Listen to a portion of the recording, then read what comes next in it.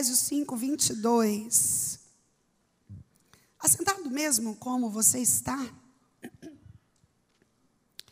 Diz assim a palavra do Senhor: vós, maridos, amai as vossas mulheres, como também Cristo amou a igreja e a si mesmo se entregou por ela, a fim de a santificar, tendo-a purificado com a lavagem da água pela palavra, para apresentá-la a si mesmo, igreja gloriosa, sem mácula, sem ruga, nem qualquer coisa semelhante, mas santa e irrepreensível. Assim, devem os maridos amar as suas próprias mulheres, como a seus próprios corpos. Quem ama sua mulher, ama a si mesmo. Pois nunca alguém aborreceu a sua própria carne, antes a nutre e preza, como também Cristo a igreja, porque somos membros do seu corpo. Por isso, deixará o homem seu pai e a sua mãe, se unirá à sua mulher, e serão os dois uma só carne. Grande é esse mistério, mas eu me falo em referência a Cristo e a igreja. Assim também vós, cada um em particular, ame a sua própria mulher como a si mesmo, e a mulher reverencie ou honre o seu marido. E esse caminho para o lar feliz continua no capítulo 6, onde Paulo continua dizendo, a partir do verso 1, vós, filhos, sede obedientes, ou honre os vossos pais no Senhor, porque isso é justo. Honra teu pai e a tua mãe, que é o primeiro mandamento com promessa, para que te vá bem e sejas de longa vida sobre a terra. E vós, pais, não provoqueis a ira vossos filhos, mas criai-vos na disciplina e admoestação do Senhor. Você pode orar comigo mais uma vez? Pai, aqui está a tua palavra, Senhor, tão antiga, mas tão nova, tão atual, tão poderosa. Poderosa, Senhor, para curar, para mudar, para encorajar, para restaurar, para fazer milagres, Pai. Nós cremos que a tua palavra é poder do Senhor revelado a nós. E por isso eu quero te pedir, Senhor, que essa revelação vá de encontro ao coração de cada casal que o Senhor trouxe aqui. Senhor, eu não conheço as demandas, as necessidades, as angústias, Deus, os dilemas, mas como é bom saber que o Senhor conhece, que o Senhor sabe, que o Senhor sonda e que o Senhor tem solução. Por isso, Senhor, fala conosco, se revela a nós de forma poderosa. Eu, mais uma vez, confesso, Pai, a minha completa dependência de Ti para ministrar a Tua palavra. Que somente a voz do Teu Santo Espírito possa falar conosco mais uma vez nessa noite. É o que nós pedimos no nome santo de Jesus o Cristo. Amém. Só fazendo um parênteses aqui, eu esqueci de falar. Hoje nós tivemos o privilégio de almoçar no Lar Betânia. E eu falo privilégio porque nós temos entendido já há algum tempo, há quase 10 anos, essa ideia da igreja porta fora, da igreja como ponto de partida e não de chegada, do entendimento de que quando você chega numa igreja como essa, você precisa entender que ao sair dela você está pisando em terras missionárias, ou seja, onde o Senhor nos leva, estão ali pessoas que precisam ouvir falar do amor dele. E o trabalho com crianças é algo que Deus começou a falar conosco há aproximadamente 3 anos atrás, mais especificamente com meu esposo, e ele começou a dizer, eu preciso cuidar de crianças, nós precisamos cuidar de crianças, só o Proma não está bom, a gente está cuidando desses homens, mas eu penso que nós precisamos cuidar de crianças, e a gente vem gerando isso no nosso coração, até que no ano passado, Deus deu a ele uma direção. Eu compartilhei com vocês ontem que o lucro da venda dos nossos livros nos ajuda a sustentar o Proma, projeto Mão Amiga, que nós cuidamos de homens se recuperando do vício do crack. E nós precisávamos, então, para que o Senhor nos desse uma direção de uma renda para que a gente pudesse executar esse trabalho com as crianças.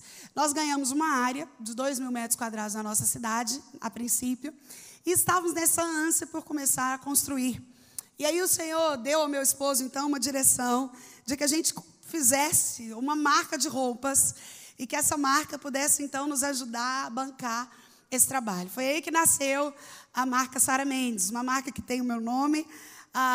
Agora, em junho, completamos 1 ano de existência.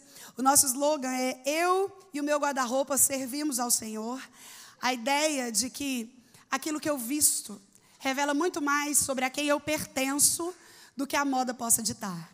Então, se você quiser conhecer um pouco mais, o @Sara Mendes Loja, você vai conhecer um pouco das nossas roupas. Algumas irmãs entraram no direct hoje, pastora, eu trouxe roupa. Eu não trouxe, porque nós não tivemos tempo de passar na loja e pegar, na verdade, porque voltamos de viagem no dia, no outro tivemos atividades, no outro a gente já vinha. Mas o Senhor tem cuidado de nós. E quando nós tomamos esse passo de fé, tanto pelo e-commerce hoje, com uma loja linda que o Senhor nos deu em Goiânia, uma loja física linda. Quando nós tomamos esse passo, essa área de 2.000 metros que nós tínhamos ganhado, se tornou não, Deus enviou parceiros que nos doaram uma área de 94.000 metros quadrados, num dos melhores lugares de Goiânia. E nós começamos, então, uma construção, e aquilo que era para ser só o projeto desenvolver, para cuidar de crianças, virou, então, o Cidade de Deus. Lá nós vamos cuidar de idosos, nós vamos cuidar de líderes, que é um sonho meu antigo, que eu não pensava que nós íamos realizar tão cedo. Eu tinha gerado no meu coração um tempo o desejo de cuidar de líderes, de um lugar para onde o líder pudesse ir, cuidar dele mesmo, cuidar da alma dele, lidar com seus confrontos, com seus medos, com a sua família, com seus filhos. E o Senhor nos deu essa área de 94.000 metros quadrados, onde nós vamos cuidar, a princípio, de crianças. Esse é o nosso primeiro projeto, é para isso que nós estamos construindo agora. E conhecer o Lar Betânia animou tanto o nosso coração, afagou tanto a nossa alma. Ver como essa igreja tem podido servir. Há 40 anos fez de uma tragédia, né, a morte das crianças que foram queimadas ali, algo que pudesse mudar a realidade dessa cidade, dos arredores. E é muito lindo entender isso, porque as crianças são, sem sombra de dúvidas, pais. O maior objetivo do inferno, o comunismo. Quando o comunismo surgiu, eles entenderam que, sexualizando as crianças, eles destruiriam as famílias. Foi por isso que a Rússia lançou a ideia de que o casamento era desnecessário, de que os casais podiam ter filhos, podiam ter relacionamentos. Se desse relacionamento surgissem filhos, o Estado cuidava dos filhos, a ideia de que a família não precisava existir. E isso, de fato, foi crescendo até que eles perceberam que não funcionava. Mas o que eu quero te dizer é que ainda hoje, uma das principais ideias do comunismo é essa sexualização das crianças, porque acabando com a criança, a gente acaba com a família. Acabando com a criança, a gente devassa os pais. Então, é muito importante que nós tenhamos como igreja essa ideia do zelo pela... Eu penso que nem eles não são o futuro, eles são o presente. Porque se a gente falha em passar para eles a realidade, a nossa igreja deixa de ter presente. Porque ninguém consegue servir a Deus da forma como deveria. Você tem um filho sofrendo, um filho arrebentado, um filho passando por lutas. Então, eu quero louvar a Deus pela vida dessa igreja, pela vida do Lar Betânia. Eu sei que ainda tem o Lar Betel, e ao todo são mais de 300 crianças atendidas. E que trabalho lindo, que obra missionária, que trabalho que reflete Deus, que excelência nos detalhes. Se você nunca foi lá, eu quero te encorajar. Tem consultório odontológico, é tudo tão cuidadosamente preparado. A gente que está envolvido com isso, a gente fica olhando os detalhes, e o banheiro preparado para o tamanho deles, e pessoas se revezando, e a gente, enfim, nós tivemos um tempo muito precioso ali, que aqueceu o nosso coração. A gente está voltando cheio de esperança, cheio de ideias. Já postamos ali no grupo com esses parceiros que nós temos, porque essa é uma das nossas missões. A frase do pastor fundador de lá ficou no meu coração de uma forma muito forte. A frase dele é assim, ó: quem não cuida da criança, hipoteca seu futuro. Eu ia ler para falar essa palavra hipoteca, eu achei bonita demais, inteira. Mas eu achei isso tão forte, tão sério. Quem não cuida da criança hipoteca o seu futuro. Que o Senhor em Cristo possa ajudar a todos os que estão envolvidos nessa obra incrível. E isso foi tudo para dizer que quando nós vendemos a nossa roupa, quando você, marido, presenteia a sua esposa como Sara Mendes, com o look de Sara Mendes, você nos ajuda a sustentar essas crianças. A princípio, nós teremos espaço para 50 crianças, mas já tem sido algo que tem aquecido o nosso coração e viabilizado esse projeto que Deus colocou no nosso coração há um tempo. Sem mais delongas, eu quero conversar com você nessa noite exatamente sobre esse tema, meu lar feliz. Aqui em Efésios capítulo 5, Paulo nos dá um manual, como se fosse uma estratégia, onde os papéis são muito bem distribuídos para que cada um possa cumprir aquilo que deve ser seu dentro do lar. Maridos, amem as suas esposas. Mulheres, sejam submissas aos seus maridos. Filhos, honrem teu pai e tua mãe. Pai e mãe, não provoque os filhos à ira. E quando a gente olha esse contexto, parece muito simples para que a gente realize, mas nós sabemos que viver isso é um desafio diário. Eu quero começar fazendo com você uma diferença entre felicidade e alegria. Quando eu falo do meu lar feliz, a palavra feliz aqui é muito própria, muito melhor do que se fosse alegre. Exatamente porque quando eu falo de felicidade, eu falo de um estado emocional, enquanto a alegria é um estado espiritual. Vou te explicar a diferença. Felicidade está em coisas, em circunstâncias, em pessoas. Felicidade está em momentos. Felicidade está naquilo que está fora de mim. É por isso que um lar feliz fala de uma correta relação entre as pessoas que estão inseridas no contexto desse lar. A alegria é um estado espiritual. É por isso que Paulo fala: alegrai-vos sempre no Senhor. Outra vez vos digo, alegrai-vos. Ele me fala que eu devo me alegrar, e aí o verbo está no imperativo, ou seja, há uma implicância de ordem. Mas aí ele me fala qual é a constância dessa alegria sempre.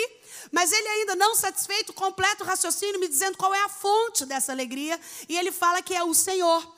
A alegria é algo que só Deus pode te dar no seu ser individual. A alegria vem de dentro para fora, independe de circunstâncias. Independe se a minha conta bancária está bacana, se os meus sonhos estão realizados, se a vida dos meus filhos está dando certo. A alegria independe disso, porque é um estado espiritual, enquanto felicidade é um estado emocional. A felicidade depende daquilo que eu estou vivendo agora. E é por isso que quando nós falamos de um lar feliz, nós estamos falando de um sistema que me proporciona felicidade. É certo que você pode ser alegre sem estar feliz. É certo que a maioria de nós vivem alegria se estão no Senhor, mesmo não estando felizes. Mas quando eu busco a perspectiva de um lar feliz, eu entendo um lugar onde cada pessoa cumpre o seu papel, Deus libera a bênção sobre este lugar, e as pessoas vivem a colheita daquilo que investem como semeadura obediente. Querido, quando nós olhamos para esse contexto de cada um fazendo o seu papel, nós entendemos que há aí uma ação sobrenatural de Deus, porque isso só é possível através da graça. Nenhum de nós, de forma humana, consegue obedecer essa ordem que Paulo coloca aqui. Maridos amando, mulheres submissas, pais, filhos honrando seus pais e pais não provocando os filhos à ira. Isso nós sabemos e sabemos de cor. Mas é fato que nós não precisaríamos de cursos brilhantes como esse. Hoje tive a oportunidade de dar uma olhada nesse livro e ele é incrível. Incrível mesmo, se a gente consegue colocá-lo em prática nas muitas áreas, a gente tem um casamento muito melhor, uma família muito mais estruturada, um lar muito mais feliz. E quando eu falo de felicidade, eu falo exatamente de momentos daquilo que nós podemos proporcionar uns aos outros. Você tem um lar feliz? Eu não estou perguntando se você é alegre. Quem sabe você tenha falado: Sara, o meu lar não é muito feliz, mas eu sou uma pessoa alegre. Jesus habita na minha vida e glória a Deus por isso, que é assim que deve ser. Mas o fruto dessa alegria precisa ser uma felicidade que eu provoco, e eu também sou alguém que absorve ela no contexto do meu lar. As estatísticas afirmam hoje que a família é o 5º lugar do mundo mais perigoso para se viver. Isso é assustador. E a gente abre os jornais e entende do que ela está falando. É pai matando mulher e mata o filho, suicida todo mundo. É tia que vem e abusa do pai. Nós que trabalhamos com problemas de alma dentro das nossas igrejas, é assustador a quantidade de pessoas que sofreram abuso sexual dentro do seio da família. É um tio que vem. Nós conhecemos em Cuiabá entre tantas pessoas, mas um testemunho me chamou muita atenção. Uma mulher ficou muito possessa de espírito maligno, e uma libertação muito difícil, que poucas vezes, meu esposo trabalha com libertação há mais de 10 anos, poucas vezes eu vi um processo de libertação tão severo. E quando ele finalmente terminou, eu abracei aquela mulher e falei, olhei nos olhos dela e falei: o que está acontecendo? Me conta. Ela olhou para mim e falou: você sabe quem sou eu? Eu falei: não sei. Ela falou: eu sou juíza federal desse estado. E eu falei: e aí? Ela falou: e aí que eu tenho mais 2 irmãs, e cada uma de nós tem um filho do meu pai. Casos como esse, a gente ouve muito frequentemente nas nossas andanças. O que eu estou te dizendo é que a família é hoje o 5º lugar do mundo mais perigoso para se estar, para se viver. Isso é uma estatística mundial, não é só brasileira. Tem sido perigoso viver e estar em família. Mas nós cristãos entendemos que a palavra de Deus é rema, é diretriz, é palavra daquele que nos fez, que nos conhece, que nos ama. Aquele que é o autor da família, o arquiteto dela, que planejou cada coisa e deliberou papéis para serem executados. Então eu quero te convidar a vir comigo, fazendo uma rápida trajetória histórica sobre o contexto que a nossa família está hoje, de onde ele saiu e onde eu quero chegar, se eu quero de fato ter um lar feliz. Nós vivemos hoje, século 21, a chamada era pós-moderna, pós-modernidade. A pós-modernidade passou a existir de forma histórica a partir de 1989, quando cai na Alemanha o chamado Muro de Berlim. E a queda do Muro de Berlim significou uma queda de ideologias. A ideia é que o povo para de ter um ideal, para de ter um motivo pelo qual lutar. Antes tinha tido o movimento hippie, o movimento do estoque, e as pessoas tinham ideologias.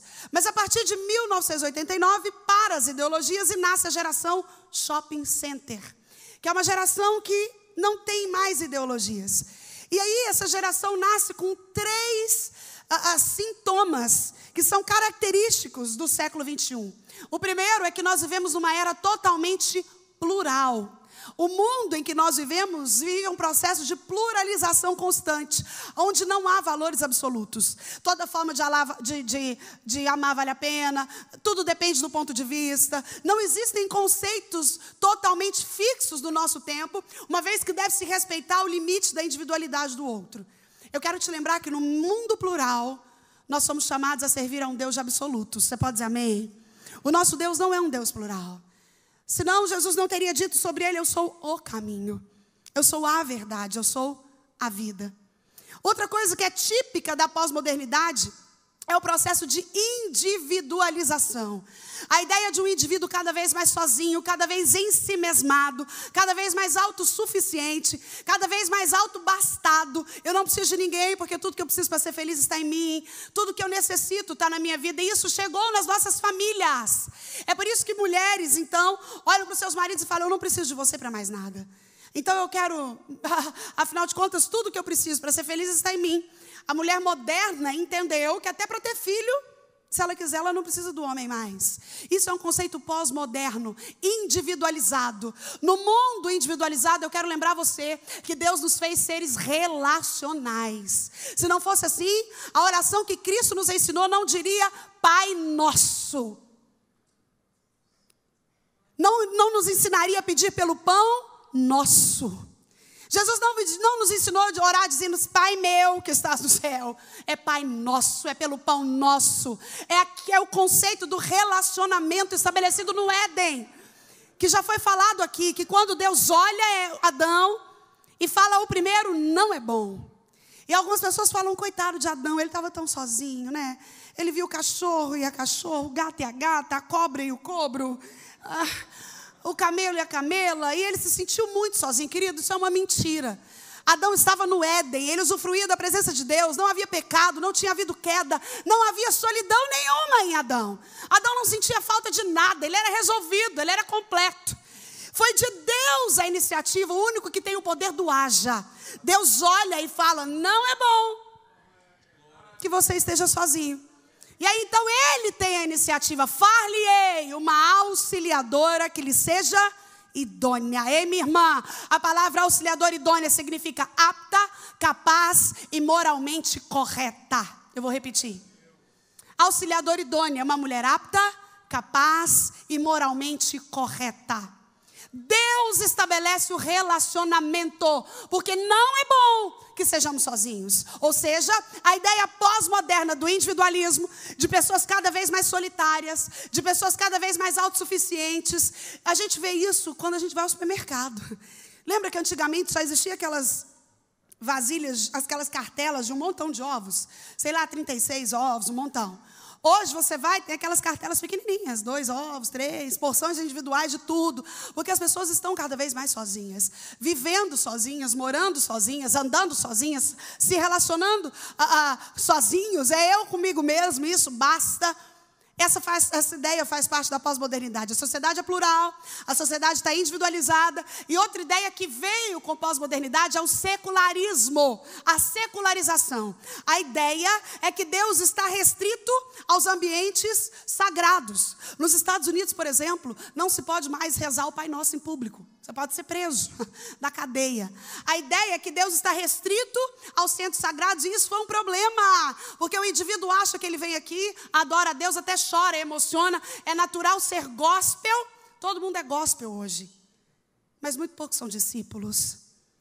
O processo de secularização é a ideia que, Senhor, eu te adoro aqui, mas minha vida porta fora pode deixar que eu cuido, viu? Pode deixar, Senhor, que eu é que sei que tanto de impostos que eu pago, eu é que sei como eu trato a minha esposa, eu é que sei que tempo que eu dou para os meus filhos, afinal de contas, eu sei. Essa é a secularização pós-moderna. E dentro dessa secularização, eu quero te lembrar que o nosso Deus não divide você. O primeiro mandamento diz: amai ao Senhor sobre todas as coisas. É antes de tudo. Então, no meio dessa bagunça pós-moderna, pluralização, individualização e secularização, está a sua família, o seu lar, a sua casa, aquilo que você tem de mais precioso, de mais importante. Então, eu quero te convidar a olhar comigo no meio dessa crise instaurada, que é uma crise da família, onde nós percebemos que aquilo que Deus tem de mais importante está como que assolado no mesmo tempo.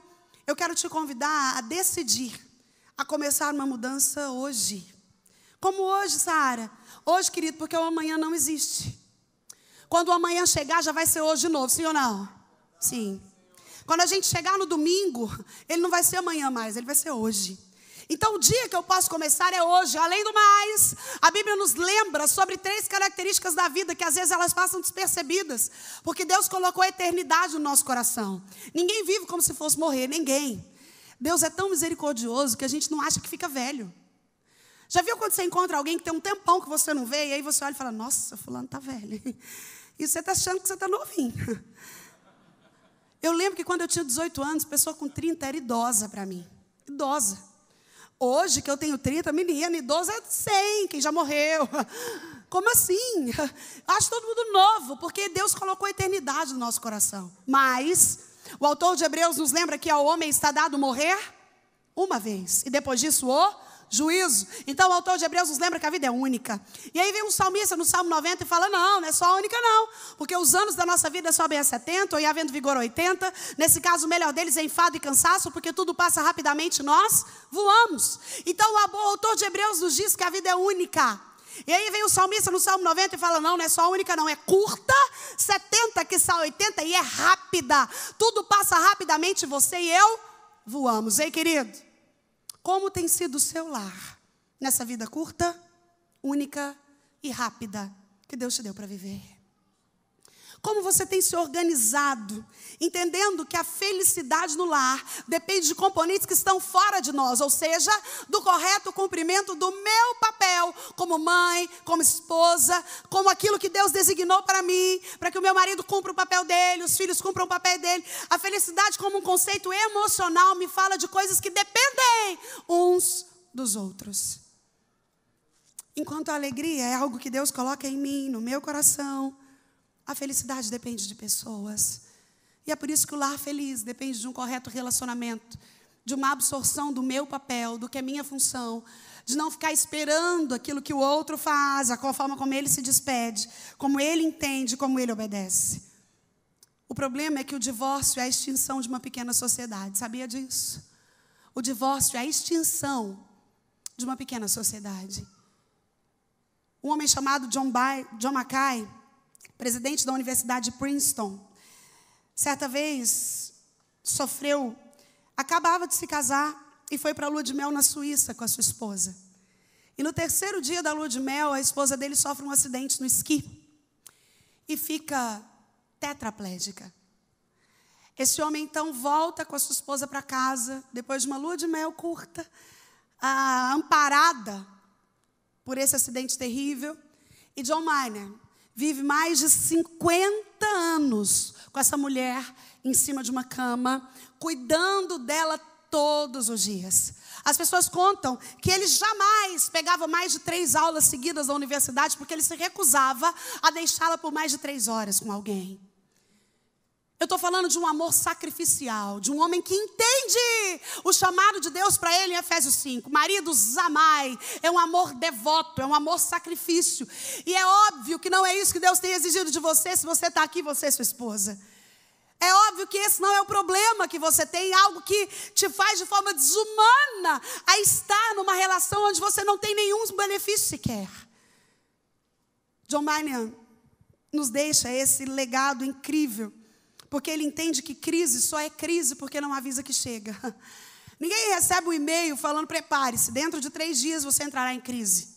Ninguém recebe uma ligação, um WhatsApp, um recado no direct, um Twitter, falando, se prepare, dentro de um dia você vai receber uma ligação que vai colocar as suas prioridades transformadas. Olha, se organize porque a crise vai bater na sua porta. Não, só é crise porque está tudo bem. De repente uma situação muda tudo. De repente uma ligação muda tudo. De repente uma notícia transforma as coisas. De repente uma condição muda a minha emoção. Winston Churchill, primeiro-ministro inglês, por ocasião da Segunda Guerra Mundial, disse que o preço da grandeza é a responsabilidade. Eu vou repetir. O preço da grandeza é a responsabilidade. Então, se você quer viver um lar feliz, é necessário que isso comece de você. Que isso comece dentro do seu papel, da absorção daquilo que Deus tem para mim, daquilo que Ele quer da minha vida. Oliveira Mello fala uma frase que eu gosto muito, ele diz que a pergunta é a rainha das respostas. Na psicologia a gente fala que psicólogo não responde, devolve a pergunta. Se você for num psicólogo e ele é competente, ele não vai te responder nada. Ele vai te devolver a pergunta para que você encontre em você as respostas que você precisa para resolver sua questão. Oliveira Mello fala sobre isso e é com base no que ele diz que eu quero te encorajar a pensar comigo para que a gente entre naquilo que eu falo de equação dos 4 S. 4 diretrizes para você que quer, não abre mão, nessa vida curta, única e rápida, nessa sociedade plural, secularizada e individualizada, de ter um lar feliz. De absorver tudo aquilo que Deus libera como bênção para a sua vida. Para isso eu quero que você responda para você mesmo aí. Uma pergunta: o que na minha família precisa de um recomeço para que nós tenhamos um lar feliz? O que precisa melhorar? Eu preciso amar mais a minha esposa? É a minha esposa que precisa ser mais submissa? Sou eu quem preciso não provocar os meus filhos à ira? São os meus filhos que não nos honram? Qual dessas relações que fecham o ciclo do relacionamento da família nuclear? É óbvio que quando a gente fala de família hoje, existem os mais variados conceitos de família, mas nós estamos falando de família nuclear, família bíblica, onde tem pai, mãe e filhos. E dentro desse contexto, a Bíblia dá uma mentoria santa para como nós devemos viver. Em qual desses papéis você acha que precisa de um recomeço? O que falta para que vocês tenham um lar feliz? Para te ajudar a responder essa pergunta, é importante que você entenda a diferença entre aquilo que você quer e aquilo que você precisa. Você entende que há essa diferença? Existem coisas que nós desejamos, mas nós não precisamos. Outras vezes nós precisamos de coisas que nós não estamos desejando no momento.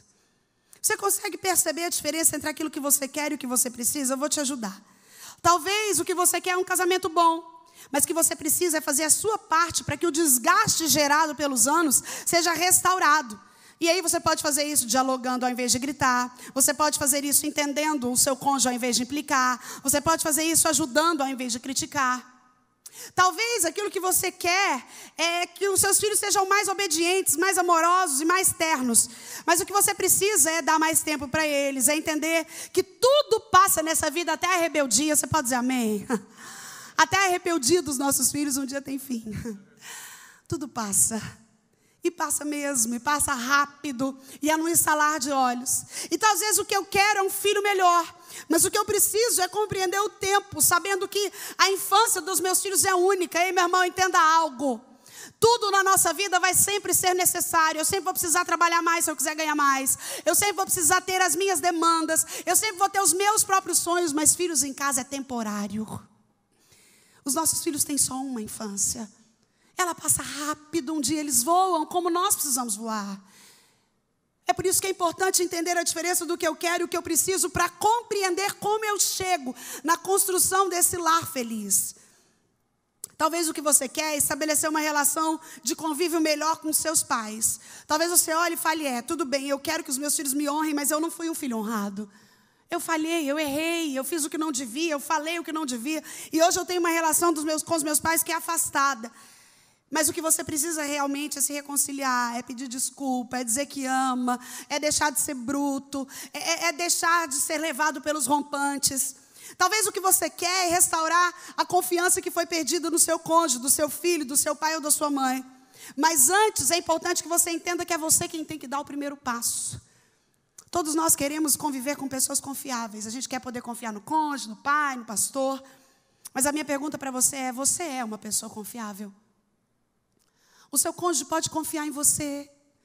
Ele pode entender que você está com ele para qualquer circunstância, que vocês estão juntos, que vão dar a mão e que isso vai passar. Às vezes o que a gente quer é a restauração de uma quebra financeira, a restauração de um casamento. Quem sabe você chegou aqui hoje pensando, é a última chance que eu dou para esse casamento. O divórcio parece a opção melhor. Está brilhando assim no meu caminho. Olha, não dá mais, chega. Não dá mais, chega. Como o teatro que nós assistimos ontem, né? Eu quero pagar pelo seu casamento. Vem aqui. Chega, vai ficar cansativo e ele vai valer cada vez menos. Eu quero te dizer que o Deus, dono do milagre, está no nosso meio. E Ele sabe aquilo que você precisa. Por isso Ele te trouxe aqui. Mas se aquilo que você quer é a restauração de alguma das suas áreas, é importante entender que o que você precisa é se conscientizar de que todas essas coisas têm um preço. Como quando você caminha num shopping e vê nas vitrines os preços de cada coisa. E aí, olhando para aquilo, algumas vezes a gente abre mão de comprar algumas coisas que a gente até queria. Mas a gente vê que a gente não pode. Nós chegamos aqui embaixo, as meninas da cantina estavam ali. E dentre tantas coisas gostosas, salta nos meus olhos um bolo de chocolate com uma cobertura assim de amendoim, parece, não sei. E parece que derramaram uma calda de, sei lá, se é rapadura raspada, se é doce de leite, mas aquele negócio cresceu no meu olho e eu já comi tanto hoje. Na verdade, eu venho comendo tanto nos últimos 10 dias, engordei 3 quilos. Meu marido ontem falou que eu estou ruliça, e eu pensei, gente, estou ruliça. E agora? E eu olhei para ele e falei, e você então, né, amor? Ainda bem, estava aqui na brincadeira, vai, pula, palma. Aí na hora de pular, ele falava, agora você pula. Eu falei, mas é a sua vez de contar. Ele falou, mas eu estou pesado. Eu falei, então, estamos juntos, né? E aí eu olhei para aquele bolo e as meninas falaram, pastora, você quer? Eu falei, quero. Então pega. Eu falei, não posso. Ela, como assim? Você gosta? Eu falei, gosto. Você quer? Quero. Então pega, eu não posso. Você entende isso? Às vezes na nossa vida é assim, o pecado é assim. A gente gosta, a gente quer, mas a gente não pode. Eu até gosto, eu até quero, mas eu sei que na hora eu não posso. Querido, o que te falta para que você tenha um lar feliz? Quando você olha para as demandas da sua vida hoje, independente de quanto tempo você tenha de casado, numa sociedade que trabalha para o final da família, numa pós-modernidade que culmina em pluralização, secularização e individualização, num tempo em que a família é atacada de todas as áreas, mas você compreende que a vida é única, curta e rápida, que você tem o hoje para começar uma transformação. Você consegue perceber a diferença entre aquilo que você quer e aquilo que você precisa? De posse disso, eu quero te convidar a vir comigo então, nessa diretriz dos 4 S, para que você dê um restart, um recomeço, um reinício, uma repaginada, quer seja o nome que você queira dar, para que você saia daqui convicto de que construir um lar feliz é algo possível. Construir um lar feliz é algo que depende muito mais de mim, das minhas escolhas, das minhas mudanças, das minhas vontades, do que aquilo que eu vivo. Certa vez, uma moça estava com tanta raiva da sogra que decidiu matá-la. E ela foi numa espécie de feiticeira, alguém que tinha esses poderes, e falou, olha, eu quero que você faça uma poção aí, porque eu quero matar minha sogra. Ela é muito enjoada, ela atrapalha o meu relacionamento, ela mima demais o meu marido, e eu não quero, ela fala coisas que eu não gosto de ouvir. E a mulher falou, então tá bom, estou fazendo uma poção, mas é o seguinte, você vai ter que ficar muito boazinha para ela, porque senão as pessoas vão desconfiar que foi você. Então você vai começar a tratá-la bem, você precisa começar a ser cortês, ser amável. E aí, todos os dias quando ela for comer, você coloca um pouquinho dessa poção na comida dela, e ela vai acabar morrendo. E com o passar do dia, então, aquela menina foi embora com a poção, e todas as vezes que a sogra ia comer, ela colocava um pouquinho lá, e começou a tratar a sogra bem. Tratar a sogra bem, ser gentil, ser educada, ser amável. E ao longo dos dias, ela então arrepende e fala, peraí, nossa, parece que eu estou gostando da sogra. Não quero que ela morra mais, e agora? Não quero mais. Voltou na mulher e falou, olha, deixa eu te falar, eu vim aqui, pedi aquela poção, mas olha, eu estou gostando da minha sogra agora, eu estou arrependida, eu não quero que ela morra mais, desfaz esse negócio. E aquela mulher falou, não, pode ficar tranquilo, o que eu te dei foi um placebo, sua sogra não vai morrer, não tinha nada de venenoso ali. Eu só queria que você entendesse que o relacionamento muda quando você muda. O que eu estou te dizendo é que às vezes a gente fica esperando a mudança do outro.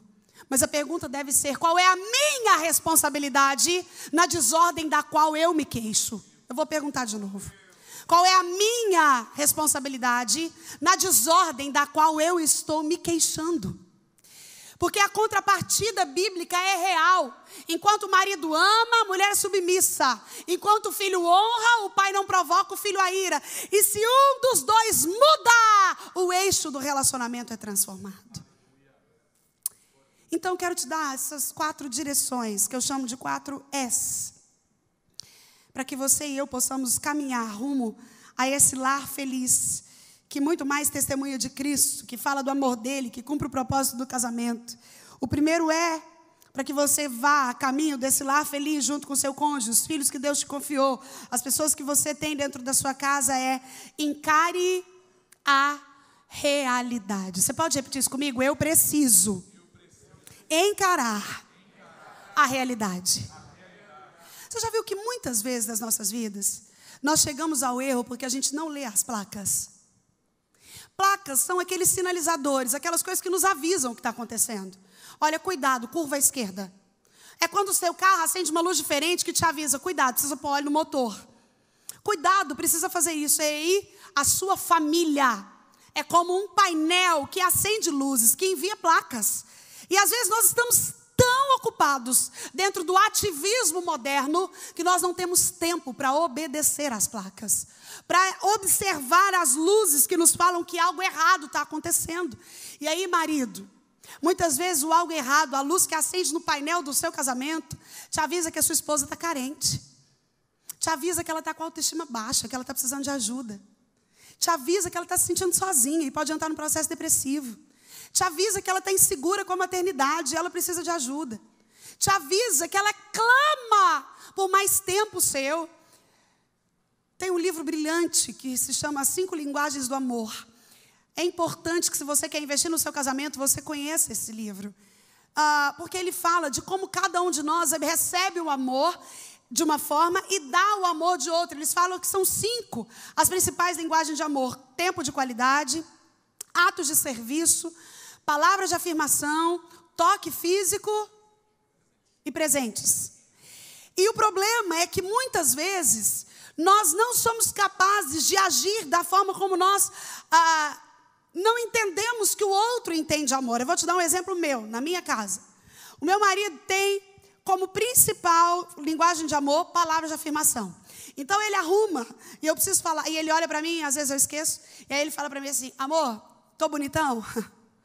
Porque ele precisa ouvir. Ele precisa ouvir que ele está bonito, ele precisa ouvir que ele foi bem, ele precisa ouvir que ele vai dar conta, ele precisa ouvir que ele é bom. Todos os dias eu preciso. E para mim isso não é fácil, porque essa não é a minha linguagem de amor. A minha linguagem de amor é presente, eu quero ser lembrada o tempo todo. Então eu preciso que ele esteja se lembrando de mim, que ele saia e me manda uma mensagem, que ele saia e traia o picolé que eu gosto, que ele vai e me... Enfim, então... Quando eu não me disponho a suprir aquilo que ele precisa, porque o natural é que você dê ao outro aquilo que te preenche.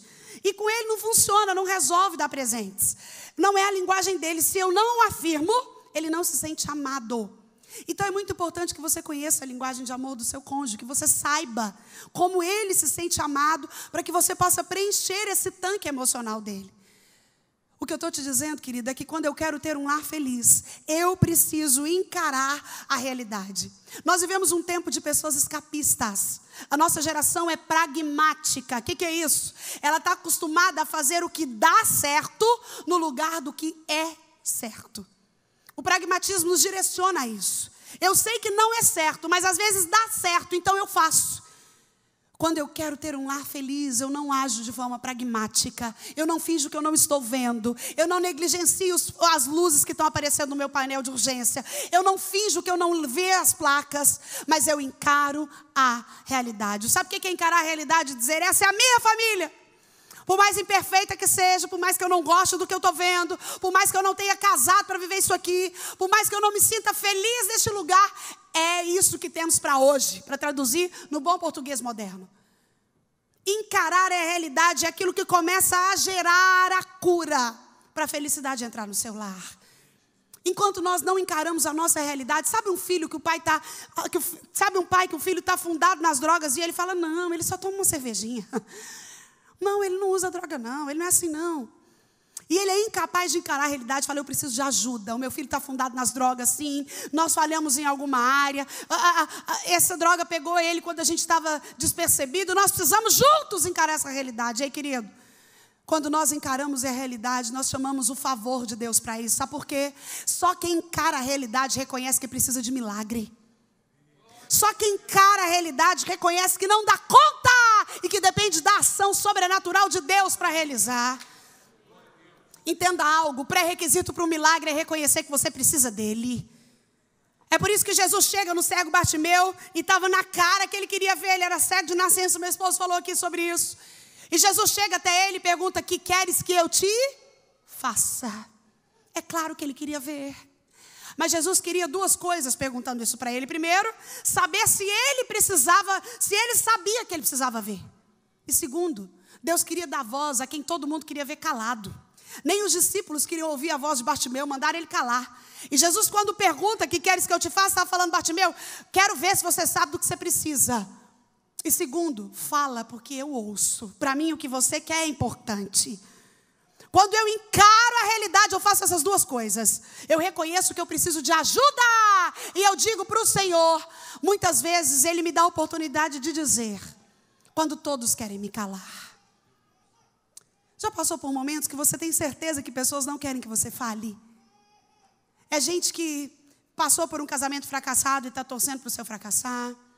É gente que já desistiu e quer que você desista. É gente que vive uma coreografia espiritual, como Isaac e Rebeca viviam, que eu disse para você ontem, e quer que você viva. É gente que se acostumou com uma relação morna e quer que você viva. E aí, eu quero lembrar você em nome de Jesus. O seu casamento existe para duas coisas, para a glória de Deus e para a sua alegria. Você não pode abrir mão dela. Para isso é preciso encarar a realidade, ler as placas, estar atento aos sinais, consertar no hoje. Sabe, eu ouvi falar de um casal certa vez que fez uma aliança de nunca dormir sem orar juntos. E por vários momentos eles tiveram noites em que eles não queriam orar, muito menos juntos. Mas mesmo assim, para cumprir a aliança e o voto que eles fizeram a Deus e um ao outro, se ajoelhavam um do lado da cama e o outro do outro lado. E muitas vezes a dor era tanta, a raiva era tanta, que eles não podiam nem falar, somente lágrimas saíam dos seus olhos. Mas no momento ali, um deles começava a orar. Um deles começava a falar, Senhor, nós estamos aqui, e nós estamos bravos, Senhor, a gente está nervoso, a gente está chateado. A gente está entristecido, a gente está com vontade de matar um ao outro. Mas, Senhor, nós fizemos uma promessa e nós queremos chamar a existência a Tua presença nesse lugar. E eles começavam a sentir a presença manifesta de Deus. E aí, entenda algo. Existe uma diferença entre a presença de Deus e a manifestação da presença.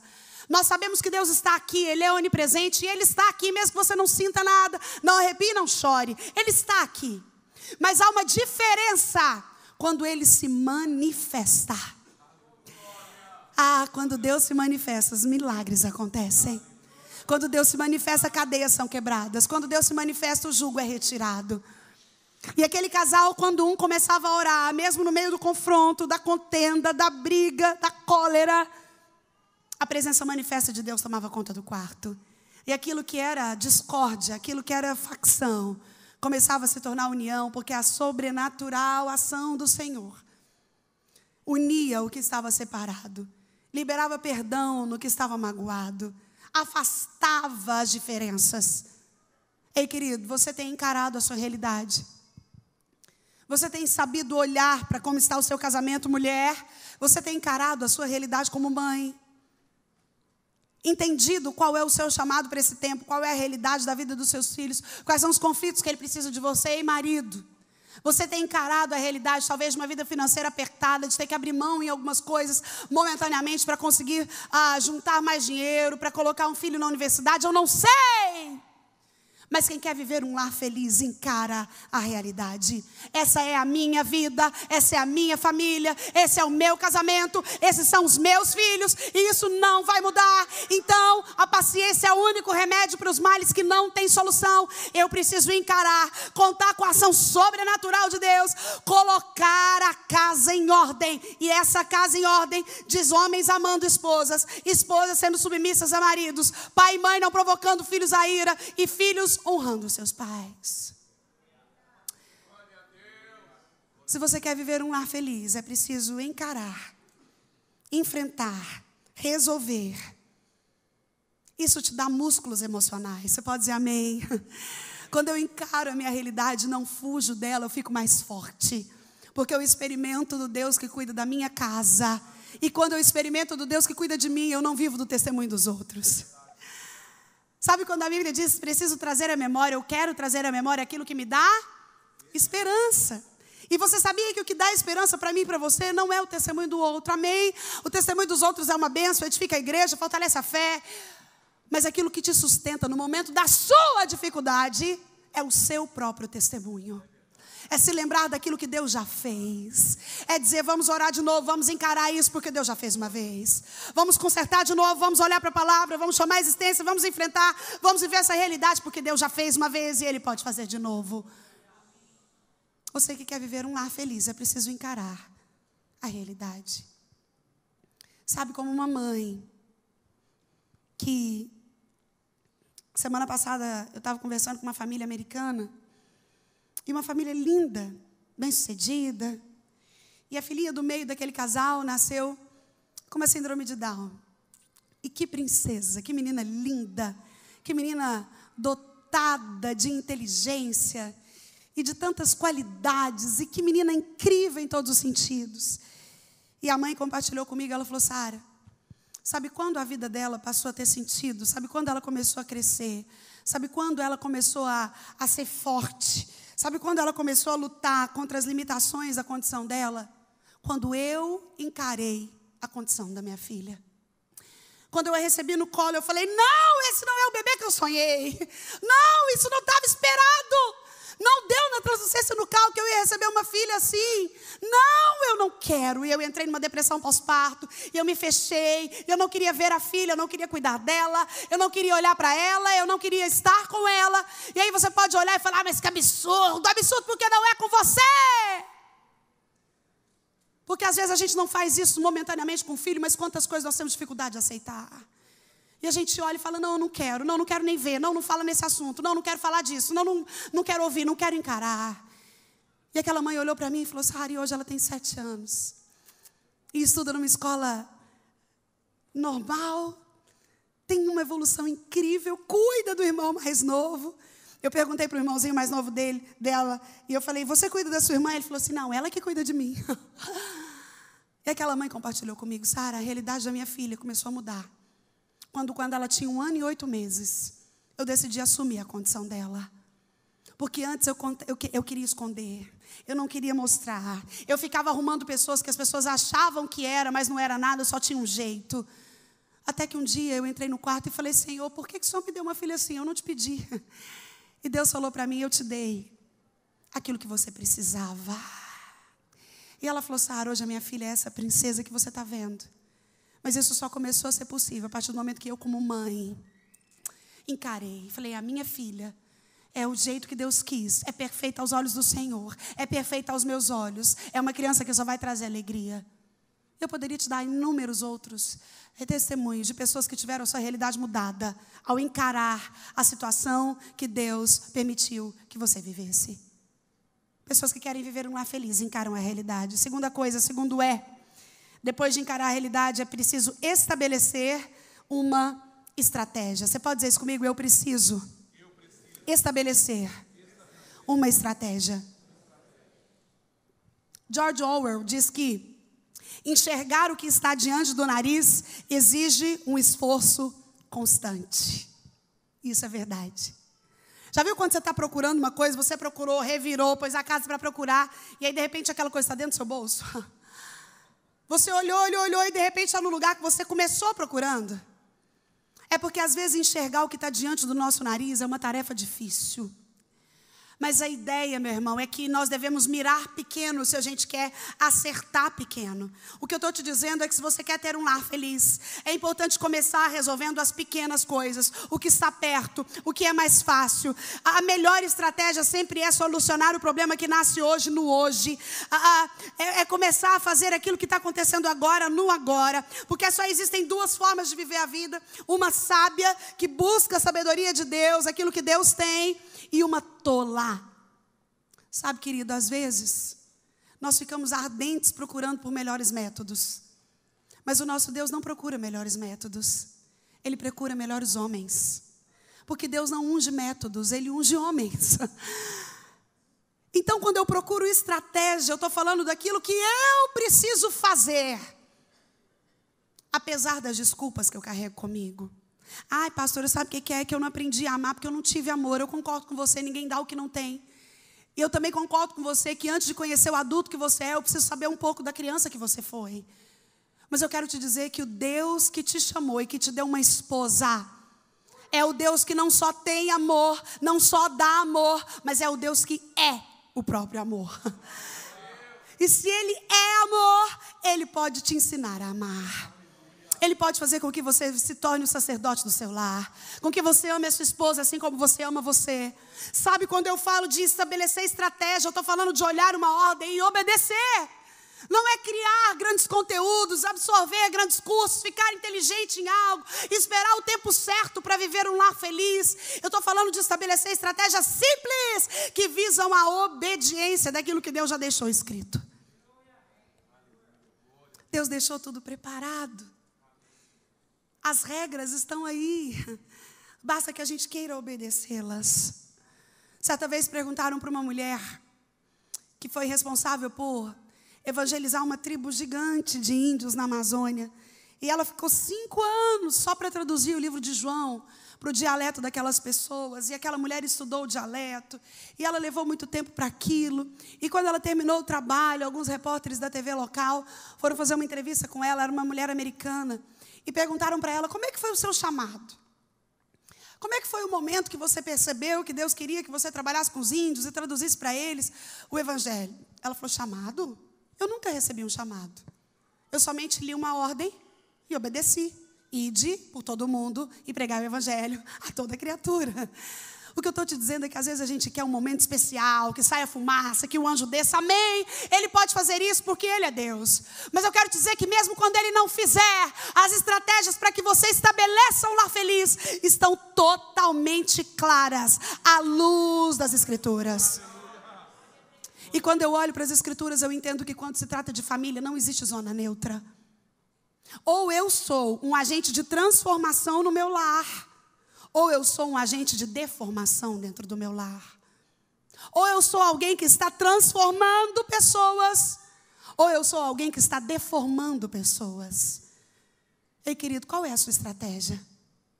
Qual é a sua estratégia para fazer com que o seu filho volte para Cristo? Qual é a sua estratégia para fazer com que o seu filho confie novamente em você? Mãe, qual é a sua estratégia para ter os seus filhos de volta para o lar? Pai, qual é a sua estratégia para fazer com que o seu filho tenha em você o seu maior herói?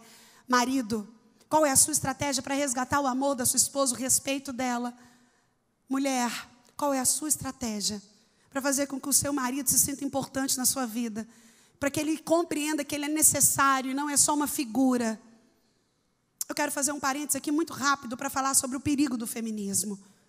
O perigo dessa onda do movimento feminista que tem sido replicada nas nossas igrejas, tem se tornado normal, mas que compactua com algo demoníaco à luz do plano de Deus para mim e para a sua vida como mulher.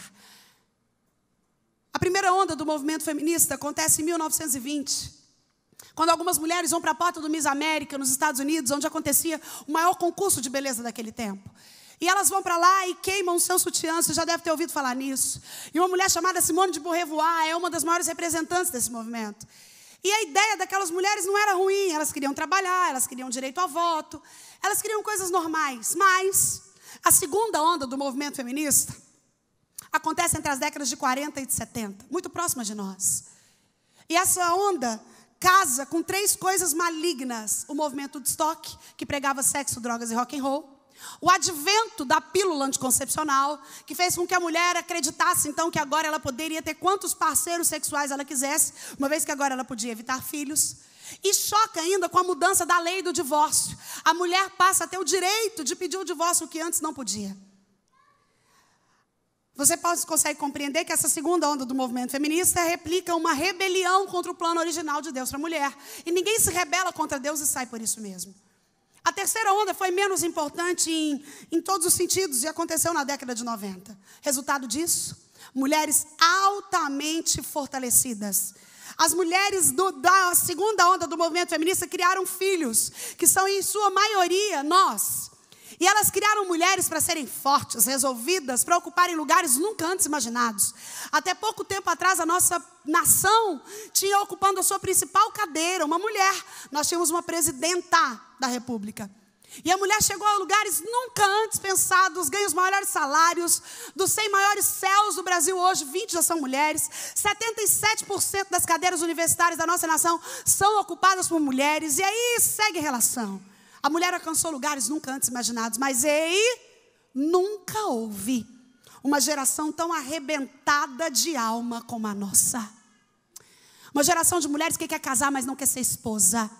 Que quer ter filho, mas não quer ser mãe. E essa distorção do plano de Deus alcança o coração da mulher. E sabe qual é o problema? Essa mulher vítima da segunda onda do movimento feminista também criou filhos. E como ela estava muito atenta para fazer com que a mulher fosse, ela criou homens enfraquecidos. É por isso que a gente vive uma geração de homem fraco. Sabe aquele homem bobão? Homem que não sabe o que fazer, que é a mulher que manda, ela que faz, ela que resolve. É um homem que está com 30 anos dentro de casa jogando PlayStation, enquanto a mulher já está terminando o doutorado. É a chamada geração Nutella, geração canguru. Filhos que ficam em casa, que não saem, que não têm iniciativa. E aí esse homem se casa e é um homem fraco. A Disney! Sabe que eu fico brava com a Disney? Porque eles são ligados no contexto histórico. E até pouco tempo atrás, tudo que a princesa precisava era de um príncipe. Foi assim com a Cinderela, foi assim com a Bela, foi assim com a Branca de Neve. Foi assim com todas as primeiras princesas, até que chega Frozen. E no Frozen, primeiro que nem príncipe tinha, 2 irmãs bastavam.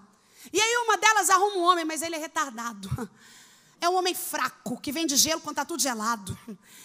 É um homem que não casa com a mulher, que não dá conta de nada. E a menina não casa com ele. Não tá bom não, ela lança Moana. E na Moana piora, porque a Moana olha para o cara e fala: eu não preciso de você para nada, pode voltar. Eu não preciso de você, eu governo sozinha. E depois da Moana, veio os emojis, veio a Valente. E a Valente, o nome já fala, ela é valente, ela não precisa de nada. E nós temos vivido um tempo em que a mulher tem acreditado nessa mentira do inferno, de que ela não precisa de um homem para nada. Ei, minha irmã, em nome de Jesus, entenda algo. Não é possível haver felicidade sem obediência ao plano original de Deus.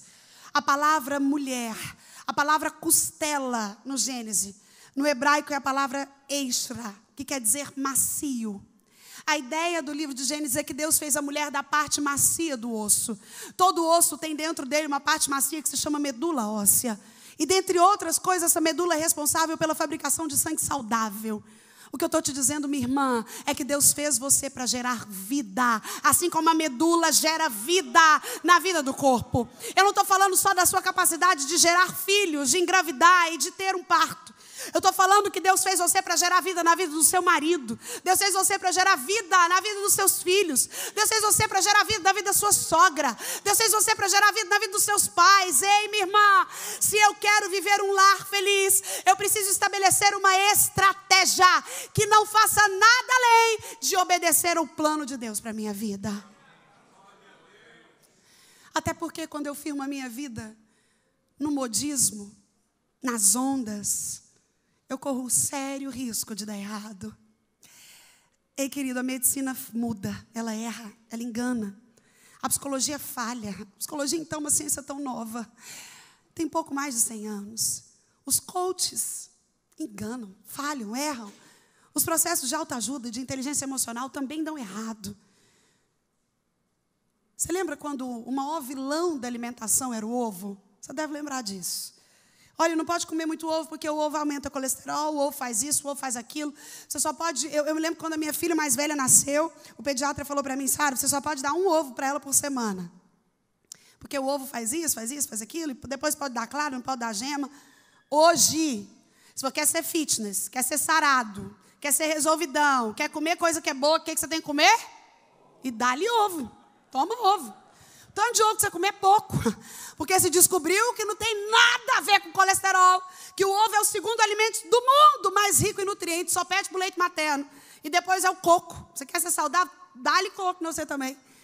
Tudo do coco é aproveitado. Tudo do coco. A água de coco é a única coisa que você pode enfiar na veia e dar um lugar no soro fisiológico. Então, o que eu estou te dizendo é que a medicina erra. Ela engana, ela falha. Mas se você quer ter um lar feliz, além de encarar a realidade, é preciso estabelecer estratégias bíblicas para que a sua família entre no eixo, porque a palavra de Deus é imutável, ei? Ela é inerrante, ei? Ela é infalível. O nosso Deus é o mesmo ontem, Ele é o mesmo hoje e Ele é o mesmo amanhã. Ele é o Deus que jamais falhou. Ele é um Deus que não conhece derrota. Querido, quais são as suas estratégias? Depois de encarar a realidade, é preciso estabelecer estratégias. Estabelecer estratégias bíblicas, santas, sábias. A sabedoria, via de regra, ela culmina em 4 coisas: calar, ouvir, meditar, na verdade 5. Praticar e compartilhar. Eu vou repetir. Se você quer agir com estratégia de sabedoria no seu lar, é preciso primeiro calar, em seguida ouvir, depois meditar no que foi ouvido, depois começar a praticar, e então compartilhar. É como a construção de um hábito. Os hábitos são construídos. Os especialistas modernos falam que tudo que você faz 90 dias seguidos se torna um hábito. Então, se você nunca malhou, por exemplo, mas quer ficar fitness, malha durante 90 dias. No dia 91, se você não malhar, o seu corpo sente falta, porque já virou um hábito. Mas é óbvio que hábito não começa só assim. Tudo começa pelo que eu vejo. É por isso que a Bíblia diz que os olhos são janela da alma, e que se eles forem bons, todo o meu corpo será bom. Mas se eles forem maus, todo o meu corpo vai habitar em trevas. Primeiro eu vejo. A minha mente capta o que eu vejo, e isso fica um pensamento. Pensamentos continuados dão origens a palavras. É por isso que a boca fala do que o coração está. A boca fala do que o coração está. Por isso, só fale quando o que você for falar for melhor do que o seu silêncio. Passe pelo filtro do será que eu suportaria ouvir o que eu quero falar? Dá tempo. Aquilo que eu olho vira um pensamento. Pensamentos constantes dão origens a palavras. Palavras repetidas geram ações. E ações repetidas dão origem a hábitos. Então, aquilo que o meu hábito fala, primeiro foi aquilo que eu absorvi através do que eu vi. É por isso que a estratégia que você estabelece, se não for bíblica, vai ter um resultado final que você não vai gostar. Primeiro é preciso encarar a realidade. Depois estabeleça uma estratégia bíblica. Certa vez, um pai tinha um filho, um menino, que tinha um temperamento um pouco difícil, um temperamento sanguíneo, explosivo. E aí o pai, então, chegou com um saco de pregos, entregou para o filho e falou: meu filho, todas as vezes que você ficar nervoso, você vai pegar um prego e vai pregar na porta. E o menino saiu feliz com aquele saco de pregos. E naquele dia, no primeiro dia que ele ganhou o prego, ele pregou 5 pregos na parede. Toda hora que ele ficava nervoso, ele ia lá, na porta, né? Na porta da casa dele. Ele ia lá e pregava um prego. E o pai, então, observou aquilo e falou: não está muito bom não, você precisa pensar um pouco mais antes de pregar os pregos. E aquele menino foi, cada vez que ele ficava nervoso, cada vez que ele tinha um rompante, ele ia lá e pregava um prego. E o pai falava: olha, você precisa ficar mais calmo, começa a controlar isso. E o menino foi aprendendo a se controlar, até que o número de pregos foi diminuindo. Depois de muitos dias, de muitos pregos pregados, finalmente o menino não passou nenhuma raiva durante o dia, Não pregou nenhum prego naquela porta naquele dia. Foi correndo no pai contar, falou: pai, hoje foi um dia bom, eu não preguei nenhum preguinho. E o pai falou: ótimo, meu filho, então, agora que você aprendeu a se controlar, eu quero que você vá lá e arranque todos os pregos que você pregou na porta. E o menino foi e demorou algumas horas ali, retirando todos os pregos, retirando um por um, até que ele retira todos. Mas quando ele olha para a porta, ele não gosta daquilo que ele vê. E ele volta para o pai e fala: poxa, pai, a porta ficou tão feia, ficou toda esburacada. E o pai então olhou para o filho e falou: meu filho, é assim mesmo. Quando a gente age com raiva, a gente vai deixando ferimentos profundos no coração das pessoas. Marcas muito difíceis de serem apagadas. É por isso, querido, que eu preciso, e você também, cuidar do que a gente fala. Porque as palavras que a gente fala podem até ser perdoadas, mas muito dificilmente são esquecidas. É preciso encarar a realidade. É preciso estabelecer uma estratégia bíblica. Se você quer ter um lar feliz, o terceiro que compõe aí o nosso caminho, é exercite a sua fé. Você pode dizer isso comigo? Eu preciso exercitar a minha fé. A Bíblia diz que todos nós nascemos com uma porção de fé. A ideia é que a fé é um músculo. Quanto mais eu a nutro, mais ela aumenta. E a Bíblia me dá o caminho, porque a fé vem pelo e o ouvir da palavra. Às vezes a gente quer agradar a Deus de tantas formas. A gente quer dar o nosso tempo, a gente dá o nosso dinheiro, a gente quer fazer mais para Deus. Mas só tem uma coisa sem a qual é impossível agradá-lo: sem fé. Sem fé é impossível agradar a Deus. O autor de Hebreus nos dá um conceito de fé. Ele diz que fé é a certeza de coisas que se esperam e a convicção de fatos que não se veem. Você entende que as duas coisas estão no futuro? Certeza do que eu ainda estou esperando e convicção do que eu ainda não vi. Ou seja, quando nós falamos de fé, nós falamos de algo sobrenatural, algo que eu não consigo palpar, algo que eu não consigo ver. Até porque se eu estou conseguindo ver, se eu estou conseguindo pegar, eu não preciso de fé para isso. O que eu estou te dizendo é que não há lar feliz sem exercício constante de fé. Eu não estou te falando de uma fé emoção. A fé emocional é de gente que precisa sentir. Ai, eu quero sentir. Ai, faz tempo que eu não estou sentindo Deus. Essa fé é a mesma dos demônios. A Bíblia diz que eles creem e tremem. Mas isso não muda a condição deles de serem demônios. É por isso que Romanos 12, no verso 2 diz: e não vos conformeis com esse século, verso 1. Rogo-vos, pois, irmãos, pelas misericórdias de Deus, que apresenteis vosso corpo por sacrifício vivo, santo e agradável a Deus, que é o culto racional. A ideia é que mesmo que eu não sinta, mesmo que eu não esteja vendo, mesmo que todas as possibilidades estejam ruídas, mesmo que as portas estejam fechadas, eu continuo crendo, porque eu sei que Deus é Deus. Meu amigo Delino Marçal foi usado por Deus para compor essa canção que tem nos lembrado da soberania do nosso Deus. Você sabe o que ele diz? Ele diz: se Deus fizer, Ele é Deus. Se não fizer, Ele é Deus. Se a porta abrir, Ele é Deus. Mas se fechar, se a doença vier, Ele é Deus. Se curado eu for, Ele é Deus. Se tudo der certo, Ele é Deus. Mas se não der, continua sendo Deus. E quem é movido por fé diz: não adoro pelo que Ele faz, eu adoro pelo que Ele é. Haja o que houver, sempre será Deus. Pessoas que querem construir um lar feliz exercitam a sua fé. Senhor, eu não estou vendo, mas eu creio. Senhor, eu não posso ver como, eu não sei como será, mas eu creio que o Senhor pode mudar a realidade do meu casamento. O Senhor pode transformar a minha vida, a vida do meu marido. O Senhor pode transformar a realidade dos meus filhos. O Senhor pode trazê-los de volta. O Senhor pode devolver o amor. O Senhor pode nos ajudar a liberar o perdão e a decidir sobre isso. O Senhor pode nos dar estratégias santas e direções sábias que saem do teu coração. Ei, querido, isso é um ato de fé. A nossa família, sem sombra de dúvidas, é um dos lugares onde nós precisamos exercitar a nossa fé. Você já viu como é fácil ter fé para os outros? Principalmente se você tem algum cargo. alguma liderança. A gente sempre tem uma palavra, não, mas Deus vai resolver. Vamos orar que Ele vai entrar com providência, eu creio. Mas às vezes é tão difícil ter fé para nós. Ter fé para a nossa realidade. Ter fé para acreditar que Deus pode mudar hoje, Ele pode convencer hoje, o meu temperamento pode ser transformado hoje, a realidade dos meus filhos, o milagre pode chegar hoje. A gente facilmente crê naquilo que Deus já fez, a gente crê na cruz, a gente crê nos milagres, a gente crê que Lázaro foi ressurreto, que o povo de Deus passou a pés secos no Mar Vermelho, a gente crê que o sol parou, a gente crê que Deus cuidou do povo no deserto, e a gente também crê no futuro, a gente crê que Ele vai voltar, que na coxa dele vai estar escrito Rei dos Reis, que Ele vai ter os pés com latão reluzente, os olhos com chama de fogo, e a gente acredita nisso, mas às vezes como é difícil acreditar naquilo que eu estou precisando hoje. Naquilo que vai resolver a minha situação hoje. Sabe, querido, eu não sei em qual área do seu lar você está precisando de fé. Mas o que eu sei é que sem ela é impossível.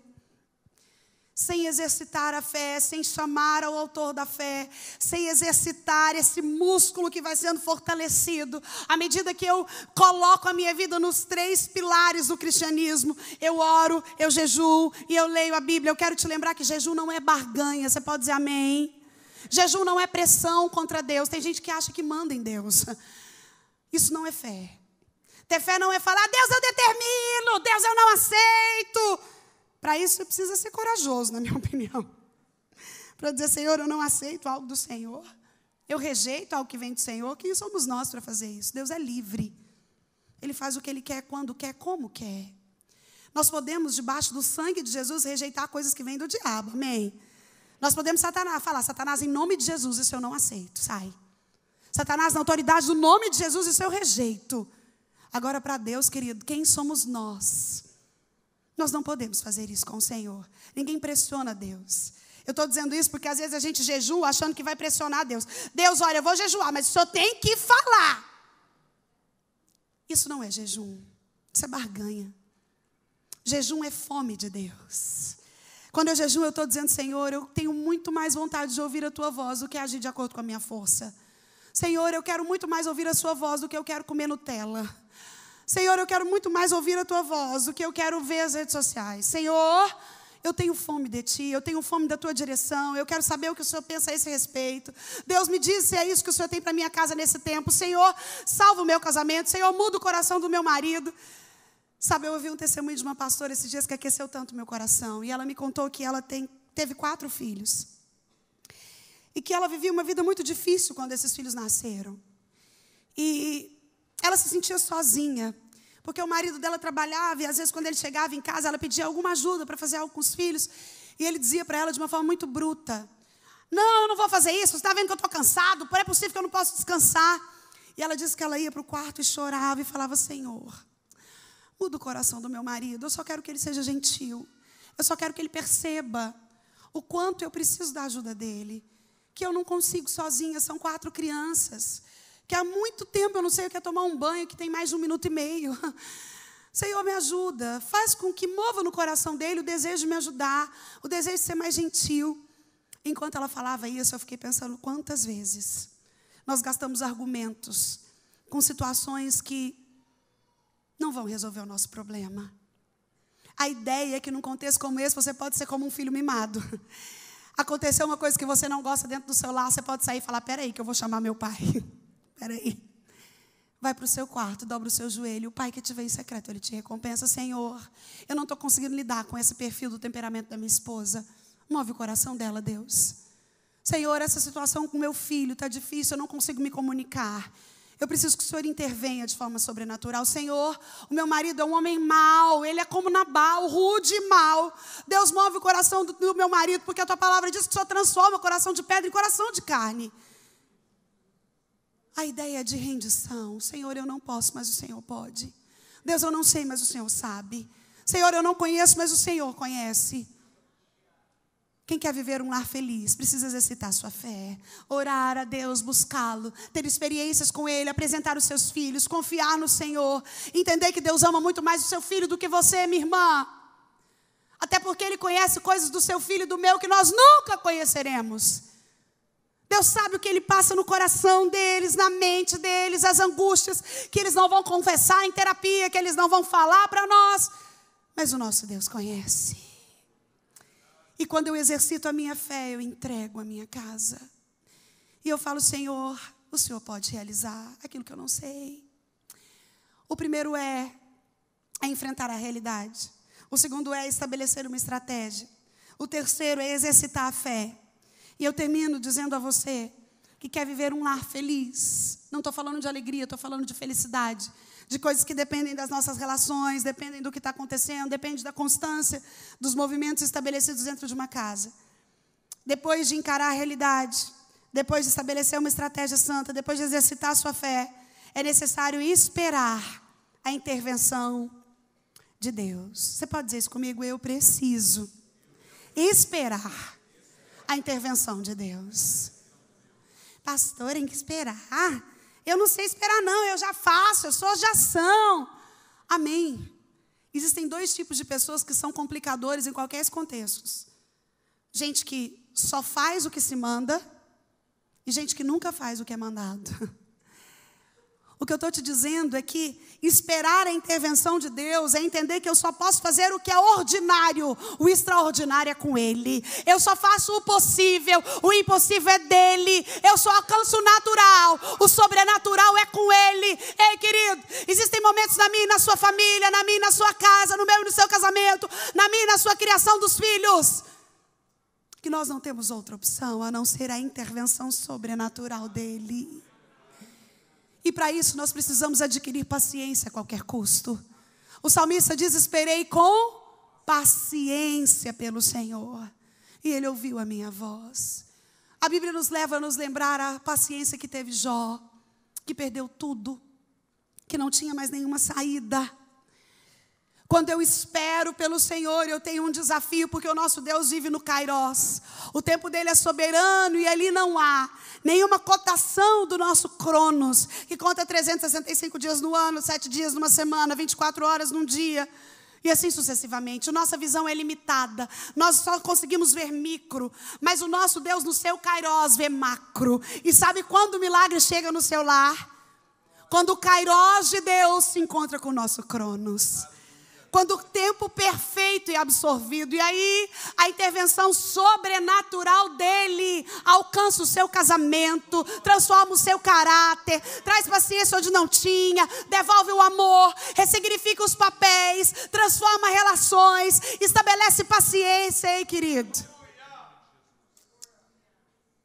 Deus tem uma ação sobrenatural para mim e para a sua vida. Meu esposo fala uma frase que eu gosto muito. Ele diz que Deus intervém nas nossas vidas da mesma maneira que nós interveríamos se soubéssemos tudo o que Ele sabe. Às vezes a gente quer colocar Deus numa forma, como se todos nós calçássemos 36. Senhor, o Senhor fez isso para o fulano, faz comigo. E aí a gente se esquece que o plano dele é sempre maior e melhor do que o nosso. Ei, querido, o plano dele é melhor, o plano dele é maior. Nós só conseguimos enxergar até um ponto, mas o que Ele tem é maior, é melhor. Eu estou falando de plano, não estou falando de sonho, porque Deus não sonha. Você pode dizer amém, querido? Pastor, mas eu já cantei tanto que eu quero viver os sonhos de Deus. Amém, isso é licença musical. Mas Deus não sonha. Primeiro, porque quem sonha precisa estar dormindo para sonhar. E a Bíblia diz que não dorme o guarda de Israel. Ele não dormita, Ele vela por mim e por você. E segundo, que quem sonha nem sabe se vai realizar. Não é assim? Quantos sonhos você e eu tivemos perdidos ao longo da nossa trajetória? Deus não vive no acaso, Ele não vive no si. Ele decreta e acontece. Ele fala e as coisas existem. Ele declara e tudo se organiza. Então Deus não sonha, Ele não tem sonhos, Ele tem planos sobre você. É por isso que eu preciso esperar a intervenção dEle. Eu preciso crer que Ele vai se levantar. E aí, meu irmão, eu quero te dizer em nome de Jesus, creia nisso. Há uma oração que você nunca precisa fazer, porque Deus não quebra aquilo que Ele mesmo disse. Ele tem compromisso e Ele vela pela palavra dEle. Já viu quando tem gente que chega e fala assim, pastor, eu queria que você orasse por mim, porque eu não sei se meu casamento é de Deus. Eu falo, como assim, irmã? Você já está casada? Eu estou. Eu falei, então é claro que é de Deus, precisa orar. Você não precisa fazer essa oração. Lembra o pastor Cláudio Duarte? O que fez o pastor Cláudio Duarte ficar conhecido no mundo e no Brasil foi a oração do divórcio. A pessoa foi lá e falou, pastor, olha que eu estou querendo separar da minha esposa. Quer mesmo? Certeza? Então fecha os olhos que eu vou orar. Deus, em nome de Jesus, mata ele, Senhor. E o homem abriu o olho, quê?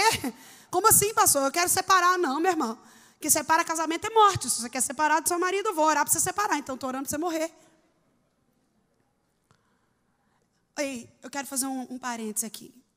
Eu estou falando de uma realidade de um casamento natural, onde os problemas são relações, são complicadores, onde problemas são a nível de ideias, onde problemas são um desrespeito que chegou. Eu não estou falando de agressão, não estou falando de adultério, porque isso aí, essas licenças, nós precisaríamos de outras coisas para falar.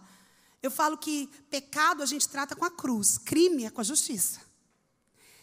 Existem coisas que elas não entram nessa máxima do senso comum bíblico, porque a Bíblia não nos dá licença para falar em nome de pessoas que se agridem, de pessoas que usurpam todo tipo de direito que a Bíblia interfere e determina para mim e para você como casais cristãos. Mas fora disso, querido, o Senhor conserta qualquer porta torta, Ele conserta. Com Deus não tem esse negócio de pau que nasce torto, morre torto. Não tem esse negócio de Gabriela, eu nasci assim, eu fui assim, minha avó era assim, eu vou ser sempre assim. Com Deus o que nasce torto é consertado. Com Deus a Gabriela muda. Com Deus o temperamento é moldado. Quando Deus intervém o filho volta. O amor é restaurado. O respeito é ressignificado. E tudo aquilo que foi perdido é renovado. Se você quer ter um lar feliz, é preciso esperar a intervenção de Deus. Nos sujeitar à agenda dele. Se entender que ele age segundo um plano perfeito, que ele trabalha segundo o tempo dele, que ele atua no Kairos enquanto nós estamos no Cronos. Entender que o favor de Deus acontece quando o tempo dele e o nosso vai se encontrar. E aí a gente chama de resposta, de oração atendida, de milagre. Para ter um lar feliz, é necessário praticar esses 4 E's, encarar a realidade, estabelecer a minha estratégia bíblica, exercitar a minha fé e esperar a intervenção de Deus. Encarar a realidade, estabelecer uma estratégia, exercitar a fé e esperar a intervenção de Deus. Sabe, querido, eu não sei como você chegou aqui. Quem sabe você está aqui, recebeu um convite, veio, aceitou, mas só você e Deus sabem. Quem sabe você chegou aqui com a possibilidade de um divórcio sendo muito mais real do que a possibilidade de um casamento continuar. Quem sabe você acha que não é mais feliz. Então eu quero te dar uma notícia. Quem quer ser feliz não deve se casar. Nós nos casamos para fazer alguém feliz. Aí eu me caso. Aí o casamento faz sentido. Aí a máquina funciona, porque é um trabalhando para que o outro seja feliz. E cada um fazendo isso em todo o tempo. A estratégia de Deus é simples. Maridos, amai. Amor ágape, amor que entrega, amor que decide. Mulheres, sejam submissas, macias. Até no corpo, viu, minha irmã? Algumas de nós querem ser duras como o homem. Resolvidas. Marido, tampa o ouvido aí. Deixa eu te falar uma coisa, minha irmã. Deixa o seu marido ser homem dentro da sua casa. Já viu mulher que acha que pode resolver tudo, carrega o peso, faz tudo? Não é incomum a gente ver nos aeroportos o homem tranquilo no celular e a mulher arrastando 4, 5 malas. Eu falo, vai feminista, vai.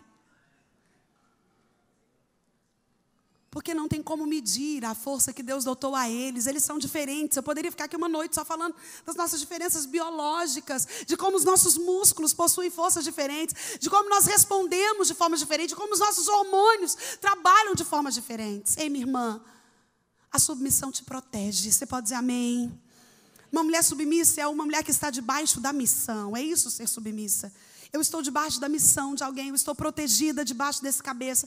Eu estou direcionada por alguém que ouve a voz do Senhor de forma atenta. Nós temos que ter cuidado, maridos, para não anuir no erro da sua esposa como Adão fez com Eva. Para não anuir no erro da sua esposa como Abraão fez com Sara no capítulo 16 de Gênesis. Ei, minha irmã, nós podemos querer nos parecer com Sara em várias partes. Mas devemos pular aquilo que ela fez em capítulo 16, quando deu a sua serva para se deitar com seu marido, porque ela queria atalhar o plano de Deus, e o marido anuiu. Cuidado, meu irmão. A sua mulher é mais vulnerável que você. É por isso que você precisa estar na retaguarda, estar vigilante, estar atento. A mulher é emocional, ela é afoita, ela vai, depois ela pensa. É por isso que nós precisamos de um teto, minha irmã. Homens amando, mulheres sendo submissa, filhos honrando os pais. A honra bíblica fala de manutenção financeira, o privilégio de cuidar de quem um dia cuidou de você. Eu honro os meus pais quando eu financeiramente tenho o privilégio de poder cuidar da velhice deles. Honra bíblica tem a ver com obediência, com o fato de não entender, mas obedecer, de não racionalizar para agir, de obedecer uma ordem, entendendo que ela tem a bênção do Senhor, e a promessa é gigante, para que te vá bem e te prolonguem os teus dias na terra. Filho que não honra pai, não anda bem e tem vida curta. Pais, não provoquem os seus filhos à ira. Sabe quando um pai provoca um filho à ira?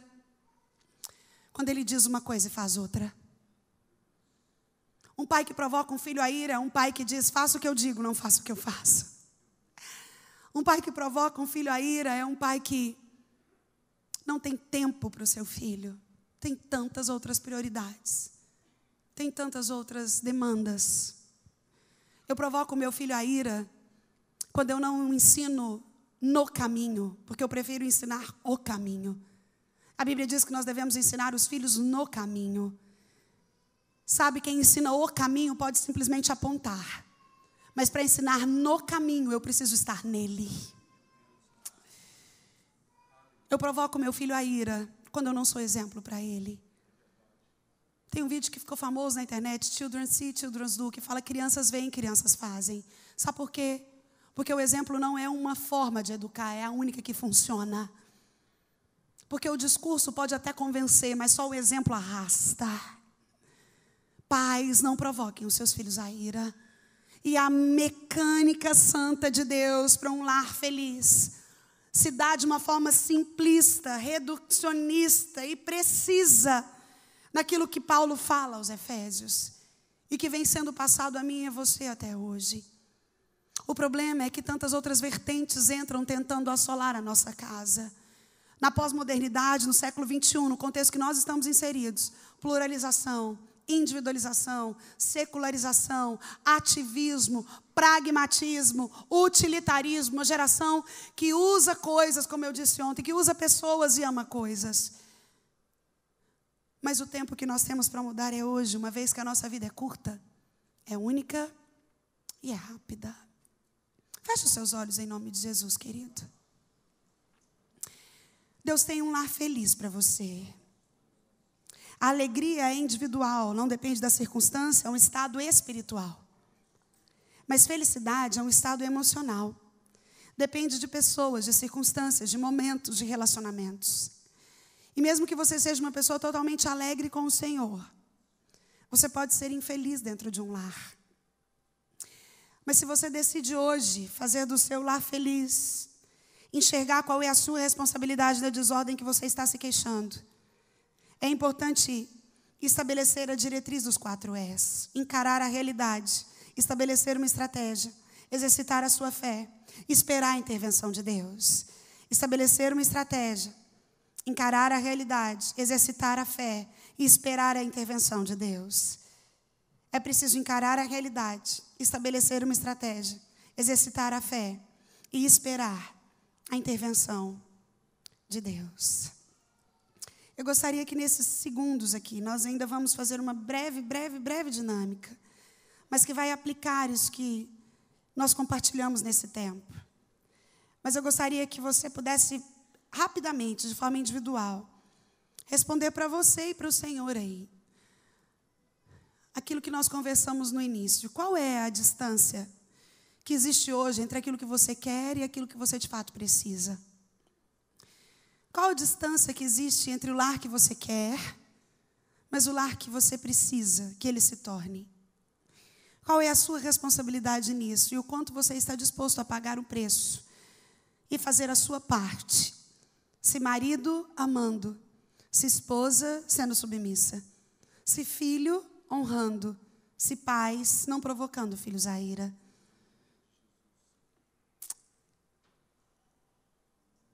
Você pode se colocar de pé, em nome de Jesus?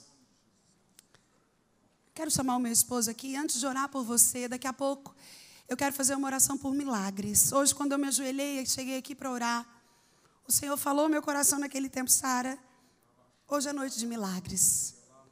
Existem casais que chegaram aqui precisando de milagre. Querido, milagre é quando a ação humana não dá jeito.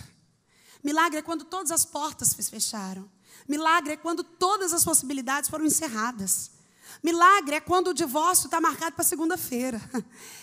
Milagre é quando já desistiu do filho. Milagre é quando não tem como.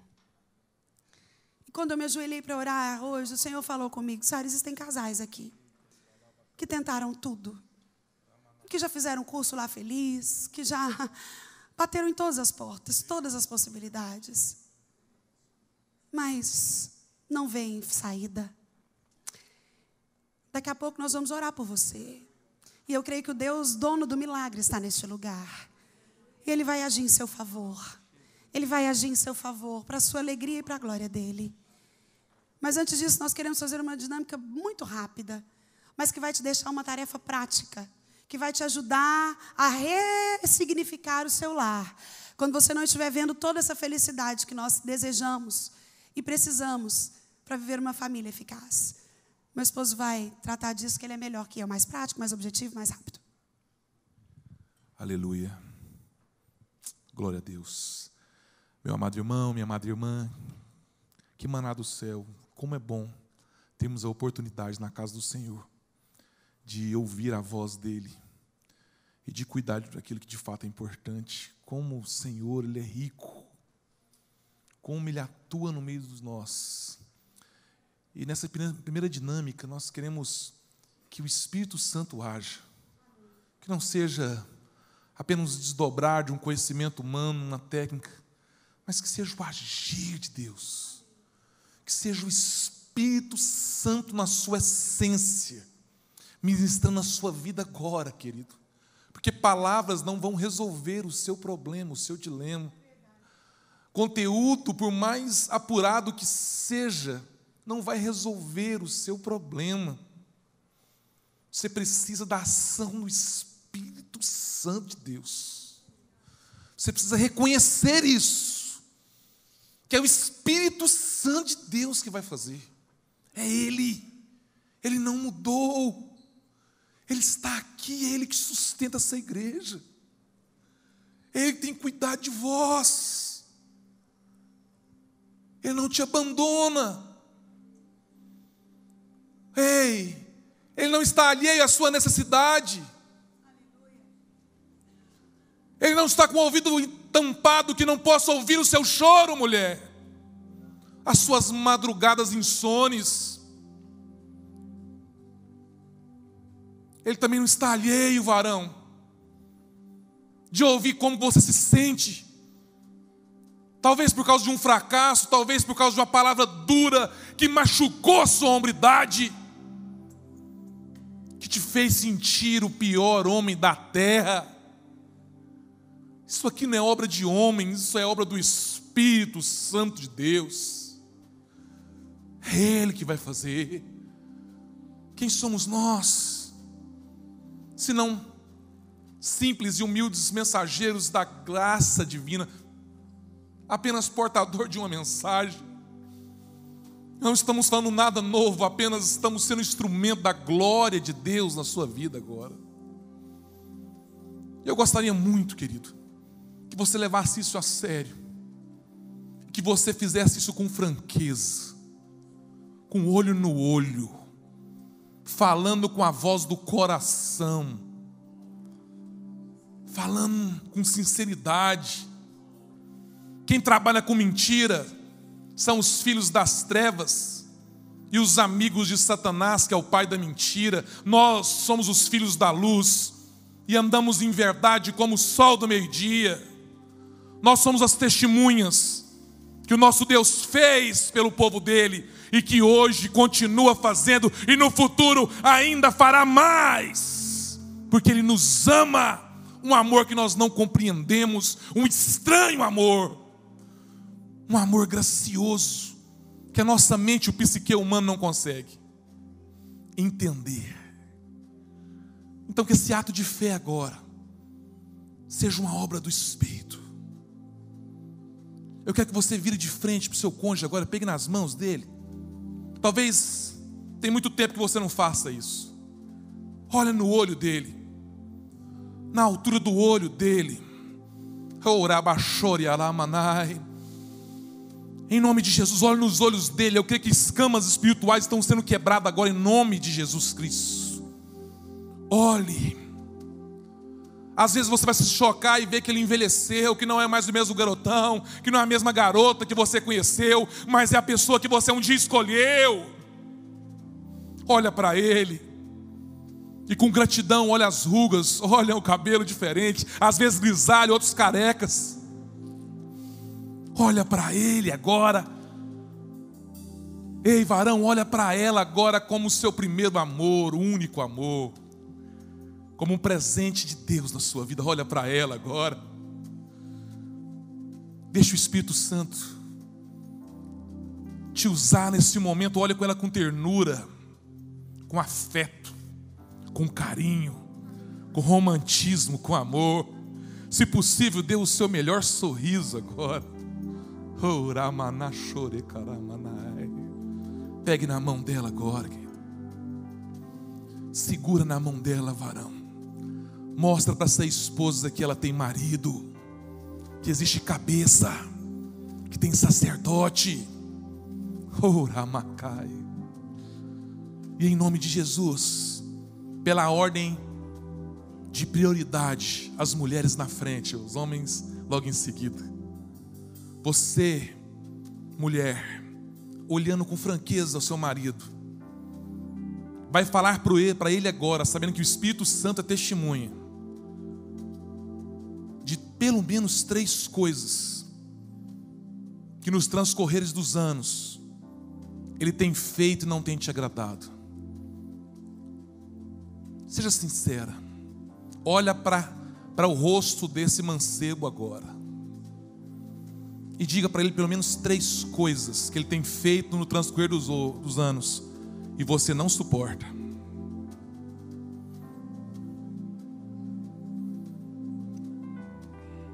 Diga para ele.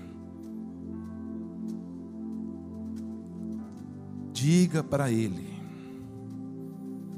Aqui é o lugar, aqui é a casa de Deus, a casa da sinceridade. 3 coisas, pelo menos, que ele tem feito e não tem te agradado, mulher. A hora é agora, o Espírito Santo é sua testemunha. Nome de Jesus. E marido, ouça isso.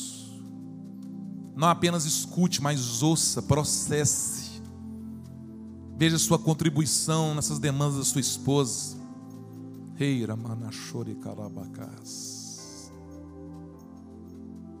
Aleluia. Vou colocar termo aqui que eu sei que a mulher fala mais do que o homem.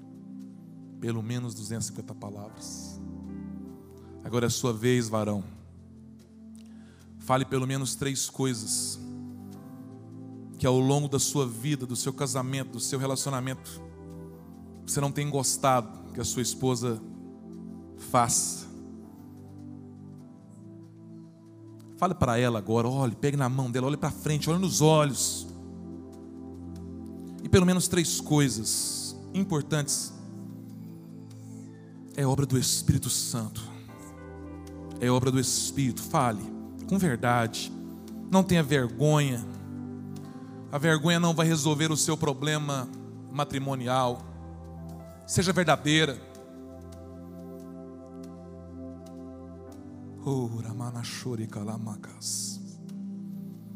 Fala para ela, querido. Ela é todos ouvidos agora, todos ouvidos a você. Pelo menos 3 coisas que ela faz e te tira do sério, que te faz sentir mal. Fala para ela agora, o Espírito Santo é sua testemunha. Deixa fluir do Senhor do teu coração. Agora talvez há anos você não consegue falar isso, mas o Espírito Santo de Deus está te permitindo agora te dar voz. Fale com verdade. Não perca esse tempo, porque é precioso. É precioso, fale.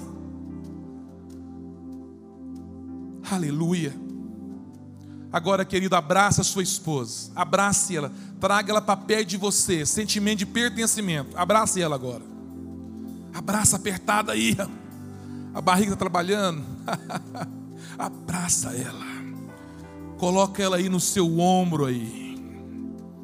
E agora vocês dois, a excelência da criação, a conclusão do plano de Deus para o homem, o casamento, a aliança imaterial, a aliança eterna. Abraça agora, varão, abrace, esposa, abrace agora. E vocês vão falar pelo menos 3 coisas agora, um no ouvidinho do outro, de como que vocês vão fazer a estratégia, de como vocês vão fazer para superar isso, de como junto vocês vão vencer os gigantes, de como pela ação do Espírito Santo vocês vão dar passos importantes juntos. Agora, na ação do Espírito Santo juntos, cochiche no ouvido dela, agora é a hora. Cochiche no ouvido dele, agora é a hora. Deixa o Espírito Santo fluir na sua atitude agora e promover cura no teu casamento, cura no teu relacionamento, em nome de Jesus. Como profeta do Senhor, eu quero repreender as trevas agora. Eu quero repreender as trevas agora que tem colocado distinção entre homem e mulher. Eu quero repreender as amarras espirituais que tem prendido homem e mulher na falta de perdão, no ressentimento, na ação de mágoa. Eu quero repreender em nome de Jesus agora toda ação do inimigo que tem separado os casamentos, tem entristecido os filhos, tem magoado a Deus. Pai, em nome de Jesus, que as correntes sejam partidas pelo poder do Espírito Santo. Que agora, na unidade do Espírito Santo, agora Satanás seja repreendido, que ele seja envergonhado no teu casamento, que ele seja envergonhado no teu relacionamento, que ele possa ver agora, que as trevas possam ver agora como é o casamento idealizado por Deus, o casamento próximo, o casamento carinhoso, afetivo, amoroso, de companheirismo, de harmonia, de parcimônia. Ei, chamacoia labassai. Em nome de Jesus, querido.